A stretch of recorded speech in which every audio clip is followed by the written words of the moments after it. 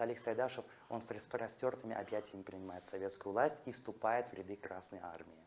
И вот этот период, начиная с 18 года до 22-23, когда он возвращается в Казань и окончательно здесь уже остается, вот эти 5 лет – это просто самые сумасшедшие, самые запутанные годы в жизни. Там очень мало что о нем мы знаем. Из своей автобиографии он очень скупо пишет.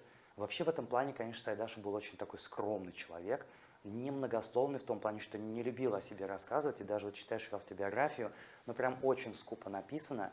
И вот этот период революции и гражданской войны, он очень странный, и на самом деле в том плане, что было много скитаний. Это как раз-таки вот эта его первая любовь, он влюбляется в свою ученицу, предлагает ей стать его полковой женой, но родители ее не отпускают никуда, ну, тоже понятно, да, на дворе гражданская война, и куда ты поедешь, да, ты дочка богатых родителей, куда ты поедешь с каким-то музыкантом где-то там на фронт, в неизвестность и так далее.